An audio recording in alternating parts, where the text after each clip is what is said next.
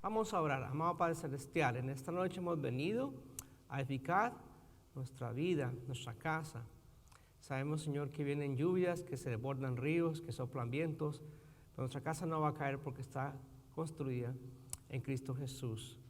Sabemos, Señor, que estamos en la roca que es Cristo.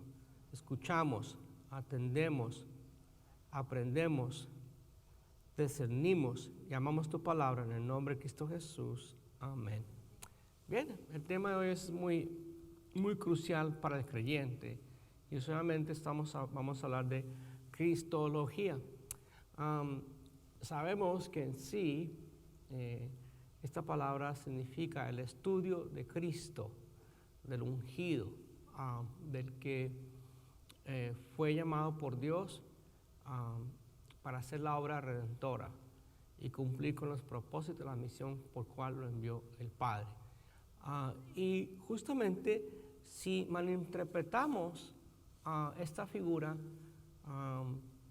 que hizo trascendencia a través de los tiempos en la humanidad y que es la figura de Cristo, que hasta el día de hoy en muchos aspectos es un gran debate en cuanto al mundo y otras religiones, de la manera que lo ven y lo perciben. Nosotros los creyentes tenemos que tener un gran entendimiento. ¿Quién es Él? ¿Quién es Él? ¿Qué dice las Escrituras que Él es? Y sabemos nosotros que la cuestión sobre Jesucristo llega a ser fundamental en lo que es el estudio de la cristología. Él es el mismo Dios, como realmente lo es. Entonces, su nacimiento, su vida terrenal, sus enseñanzas, su muerte, su resurrección, su presencia ahora en el cielo a la diestra del Padre y su regreso adquieren proporciones de inmensidad e infinidad. Así es que nosotros tenemos que reconocer esa figura extraordinaria, esa figura bella de nuestro Señor Jesucristo. Wikipedia nos da una definición en cuanto a lo que es la cristología. Dice que la cristología es la parte de la teología cristiana que dedica su estudio al papel que desempeña Jesús de Nazaret, desde los puntos de vista tanto humanos como divinos. Esto es muy importante, porque para poder entender la figura de Cristo tenemos que entender el concepto de Él, tanto humano como divino. Dice, desde el papel de Él que dedica su estudio del papel que desempeña Jesús Nazareno, desde los puntos de vista como humanos como divinos, bajo el título de Cristo o el Mesías, el ungido, el llamado, el ungidas, Jesús. Sin embargo, los detalles menores de su vida no son tan importantes para la cristología, y sí lo son más bien el quién era, la encarnación, los eventos más importantes de su vida, su nacimiento, su muerte, su resurrección. Ahora, vemos nosotros que la importancia de la figura de Cristo es entender nosotros su naturaleza humana, su naturaleza divina. Y cómo interactúan estas dos cosas que afectan en sí su definición. Ahí es donde nacen justamente algunas situaciones complejas que vienen a ser herejías en tiempos atrás y que hasta el día de hoy existen en ciertas sectas, estas herejías, por la mala interpretación de la divinidad y la humanidad de Cristo. Por eso nosotros tenemos que verificar en las Sagradas Escrituras la definición de su humanidad, de su naturaleza humana y de su naturaleza divina. Aquel Emmanuel, Dios con nosotros, que vino a habitar aquí en la tierra y vino a la familia humana como un ser humano. Y tenemos que dar bien cuenta de eso. La revelación divina con respecto a la preexistencia de Cristo se puede dividir en 7 partes. Y las voy a mencionar, aunque no vamos a ir en cada una de esas partes por hoy, simplemente para entenderlas. Cristo es Dios. En consecuencia, Él es preexistente. Cristo también es el creador. Él es el preexistente. Cristo es una de las otorgantes del pacto anterior de la existencia del tiempo. Así Él es preexistente. Y la prevención que hay del Mesías en el Antiguo Testamento, previsión, lo que se venía ya, es una previsión de Jehová Dios, luego también nos forma que Él es preexistente. El ángel de Jehová en el Antiguo Testamento en Cristo, donde se deduce que Él es preexistente. Hay afirmaciones bíblicas indirectas que afirman la preexistencia de Cristo, y la Biblia tiene muchas afirmaciones directas que declaran que Cristo es preexistente. Esto es muy importante. Justamente cuando en los tiempos de que se estableció el famoso Concilio de Nicea, donde nació el credo que se usan en el cristianismo, el credo que algunas personas desde niños se enseñaron a repetir. Hubieron 7 concilios en total a través de la historia del cristianismo, pero en especial el de Nicea fue muy importante porque fue cerca de Constantinopla y fue invitado, el que convocó ese momento fue nada más y nada menos que Constantino, con justamente, no siendo él un teólogo, simplemente reunió todos los teólogos del tiempo, en su tiempo, para definir nuestra creencia, definir también lo que era la situación y la identificación de Jesús, tanto divino como también natural, tanto la naturaleza humana de Él como la naturaleza divina de Él, y cómo a través de las Escrituras, que está la revelación perfecta de Dios, la relación especial de Dios, definir a Jesús en estos aspectos. Entonces, nosotros encontramos que tal afirmación de la deidad de Cristo es indispensable en cualquier intento de formular lo que es la cristología verdadera. El argumento que se escoja tiene que ser claro, es decir, que a medida que verifique la deidad de Cristo, afirme también la preexistencia como su eterna existencia. Entonces encontramos nosotros, justamente a través del tiempo, milenios anticipados, antes avisaron de la venida del Mesías, avisaron de cómo iba a venir, avisaron de quién iban a ser, y ahorita vamos a hacer las escrituras, a mirar esas escrituras que nos avisaban de eso. Entonces, sabemos nosotros que Jesucristo es verdadero Dios y Jesucristo es verdadero hombre. Esto es muy fundamental y sencillo para todo el creyente cristiano. Jesucristo es verdadero Dios y Jesucristo es verdadero hombre. Jesucristo es uno y en Él mismo.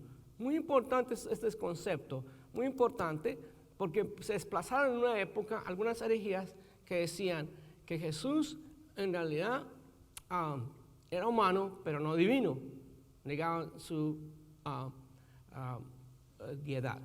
Y por otro lado, salieron otros que lo aceptaban como que venía del Padre, pero en sí no había sido humano. Entonces, esos conceptos donde no afirman los dos puntos de vista de Jesucristo es verdadero Dios y también verdadero hombre, todo concepto que no entre dentro de ese círculo es herejía, es un error. Y las Escrituras lo describen y lo demandan de esa manera a medida que nos afirma la figura de Cristo, el Cristo preencarnado. La cristología a la cual dedicamos esta noche es la doctrina con respecto al Señor Jesucristo, al intentar escribir sobre su adorable persona y sus incomprensibles realizaciones, las cuales, cuando estén cabalmente cumplidas, habrán perfeccionado la redención y habrán ejercido el atributo de la gracia con infinita satisfacción y manifestación al Dios invisible para todas las criaturas, y habrán sometido al universo rebelde, el cual se ha permitido el pecado. Entonces vamos a ver nosotros que todo lo que se estableció y todo lo que se habló de Jesucristo eventualmente se cumplió, y lo que está por cumplirse se cumplirá, su venida y su gran milenio. Entonces, en cuanto a la edad de Cristo, vamos a ver los nombres divinos, estos nombres que indican la relación eterna de Jesús, y también los nombres que indican fundamentalmente su deidad. Entonces, veamos lo principal. Una de las maneras más bellas explicadas a través de la Biblia sobre la personalidad de Jesucristo lo dice nada más y nada menos Juan. El apóstol San Juan lo describe de una manera muy poderosa, siendo Juan uno de los discípulos de Jesús, un simple pescador que es parte de los discípulos de Jesús. Cuando llega el tiempo en que escribe esto, obviamente tiene una revelación extraordinaria, divina, de parte del Espíritu Santo, muy profunda, que no podemos tomar a la ligera. Y tiene que ver con Juan 1:1, donde dice, en el principio era el verbo, y el verbo era con Dios, y el verbo era Dios. Este era en el principio con Dios. Todas las cosas por Él fueron hechas. De nuevo, nos muestra una vez más, nos apunta a una preexistencia de Jesús. Todas las cosas por Él fueron hechas. Y sin Él, nada de lo que ha sido hecho fue hecho. Fuertísimo. De nuevo, la confianza que tenemos los cristianos de la divinidad y de la humanidad de Cristo. Tenían que tener esos dos elementos y complementarse esos dos elementos para entender nuestro Redentor, para entender nuestro Salvador, para entender a Jesús nuestro Señor. Entonces, justamente se habló que Jesús vendría para salvar a su pueblo por los pecados y dar a luz a un hijo. Cuando están avisando a María, dar a luz a un hijo y llamarás su nombre Jesús, porque Él salvará al pueblo de sus pecados. También Juan 1:14 nos advierte y nos dice, y aquel verbo fue hecho carne. Verbo significa logos. Y justamente Jesús describe todo el mensaje, la renación de toda la Biblia, el mensaje de amor de Dios, la carta de amor de Dios está centrada en Cristo, enfocada en Cristo. Cristo aparece en toda la palabra de Dios, de Génesis a Apocalipsis, aparece su figura, su preexistencia, su existencia y la eternidad de Cristo aparece allí. Entonces Juan vuelve y nos dice, nos repite, y aquel verbo fue hecho carne. Una vez más, nos hace establecer la importancia de Jesús y lo que Él hizo por nosotros, que no, estando, como dice en Filipenses también, siendo Dios, no se aferró, no lo tomó a eso, sino vino aquí a la tierra y se entregó por nosotros. Y aquel verbo fue hecho carne y habitó entre nosotros, y vimos su gloria, gloria como la del unigénito del Padre. Unigénito. Justamente en el credo habla bien claro que Jesús existía y que Jesús, la relación con el Padre, y que Jesús no es menor que el Padre, sino igual que el Padre, igual que el Espíritu Santo. Eso es muy importante para entender. Aunque Jesús, cuando estaba aquí en la tierra, en su forma de naturaleza humana, se sometió al Espíritu Santo y al Padre para desarrollar su ministerio y proveernos la salvación. Pero Jesús, tanto Dios en el principio, como Dios verdadero, como el Padre y como el Espíritu Santo, lleno de gracia y de verdad. Por eso se llama Él fiel y verdadero, dice en Apocalipsis, ¿no? La belleza de nuestro Jesucristo. Aquel verbo fue hecho carne y habitó entre nosotros. Jesús eligió, como aparece en Isaías 6, cuando la pregunta es, ¿a quién enviaré? Se escuchó en el cielo una respuesta, envíame a mí. Cuando hice esa respuesta, justamente esa respuesta vino del Señor Jesús, la preencarnación de Jesús, la preexistencia de Jesús, que es lo que estamos hoy tratando de enfocarnos. Juan 1:18 dice, a Dios nadie le vio jamás. El unigénito Hijo que está en el seno del Padre, Él le ha dado a conocer. Una vez más, imagínense el Dios del universo, el Dios que lo creó todo, el invisible Dios. Dios lo adoramos en espíritu y en verdad.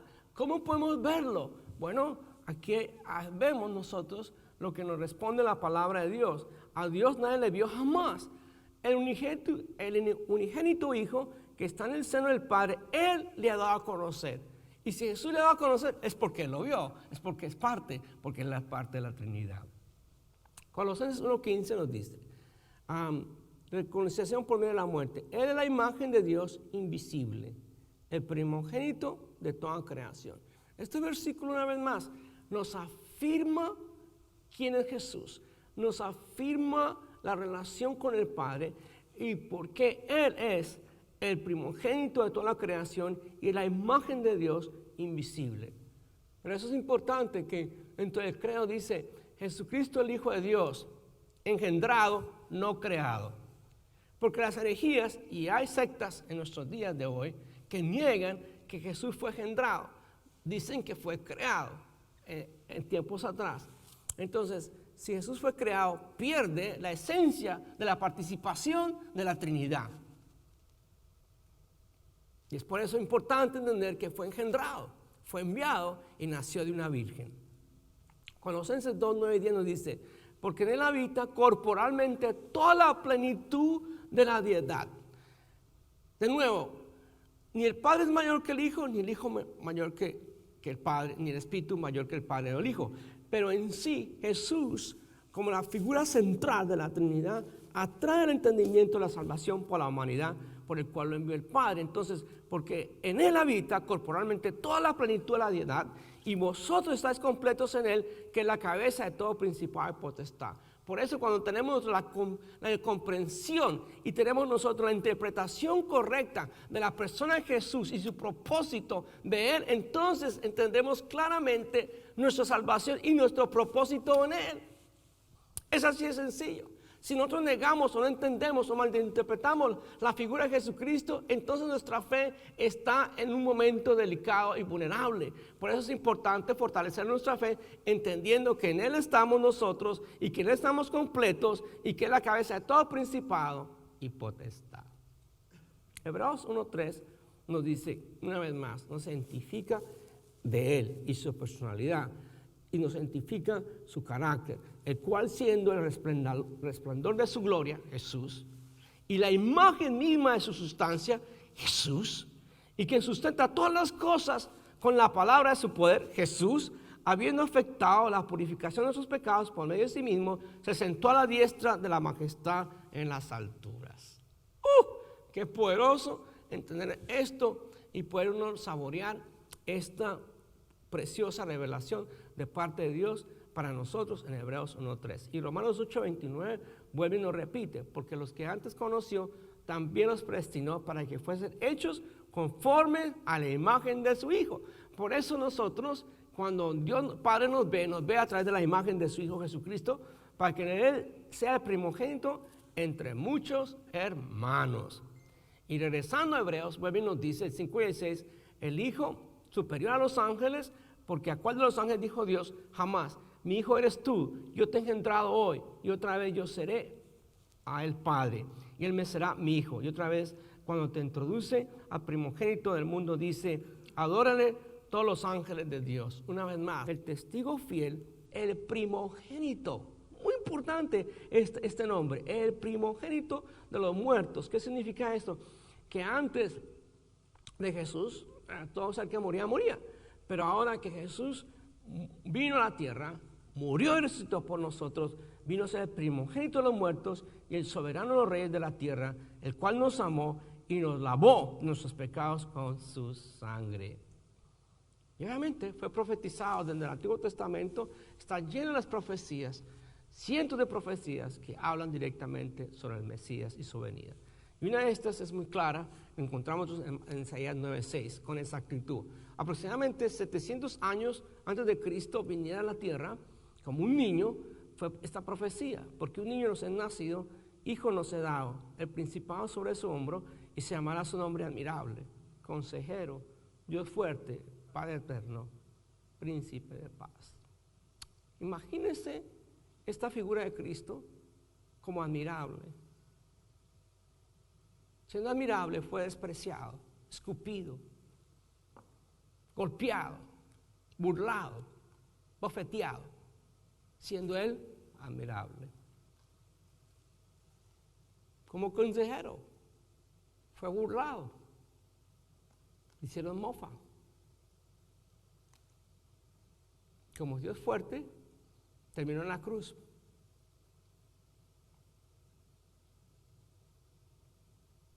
Y murió como Padre eterno. Y resucitó.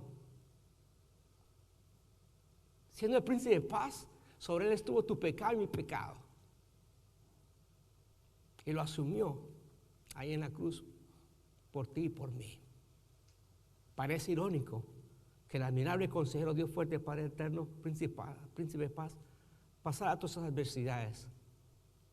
Y Él lo hizo por amor a la humanidad. El amor por ti, el amor por tu familia, el amor por todos nosotros. Que entiendas bien claro la importancia de la figura de Cristo, tu Salvador, tu Redentor, aquel que te ha redimido de toda maldición y de la muerte eterna. Jesucristo, asegúrate que Él es el Señor de tu vida. Que Dios te bendiga ricamente.